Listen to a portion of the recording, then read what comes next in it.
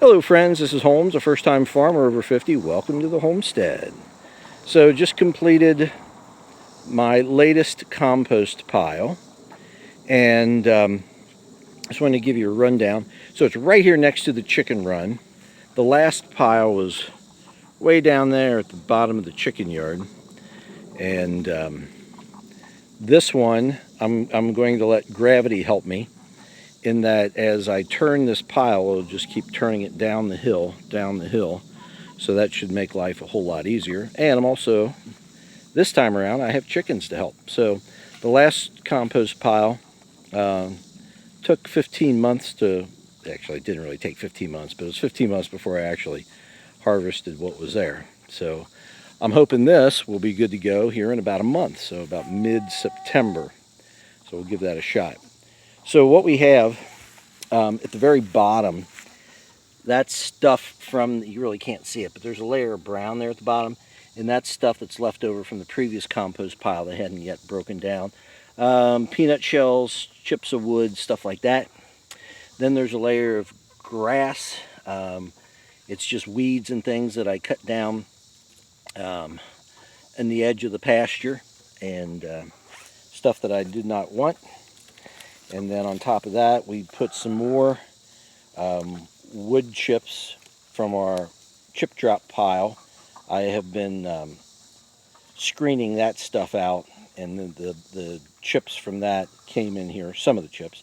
And then I put a layer of leaves on top, then another layer of green, then another layer of leaves, and then a final layer of green stuff with some watermelon rinds on top in case the chickens are interested. And each pile, or I should say each level that was put into the pile, was heavily watered. So there was 5 gallons that went on each level. So let's see, it's 5, 10, 15, 20, 25 gallons. And then the very top, I only put in 2. So there's 27 gallons of water that went into this compost pile. And it was dripping earlier. I don't know if it's still, oh, yep, it's still dripping. Let's see down if you can see it or not. There's water, just one drop at a time, just coming out down there. There we go. So, seems to be fairly good as far as saturation is concerned. At least I hope so. And I'm going to cover it with this tarp. This is a waterproof tarp. I'll put that over it, and tomorrow I'll be back with the chickens, so I'm going to let them run, and if they choose to climb on top, we will let them do that. I know they can fly up here, but they fly on top of their coop. But just as maybe to help them, I put a 2x6 there, and we'll see what they do. I have a feeling that if they really want to get up there, they'll just fly. But whatever the case might be, I'd like for them to get to the top of it and scratch around and deposit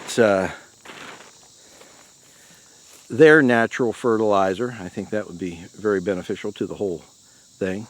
So we'll see how this goes. And I'm going to leave it for a week or two, and then I'm going to turn it. And we'll see how that goes, and we'll make a video when that time comes. So we appreciate you watching. Please hit like and subscribe and ring that bell. And we look forward to seeing you again in the future. But if not, we're going to see you in the pasture.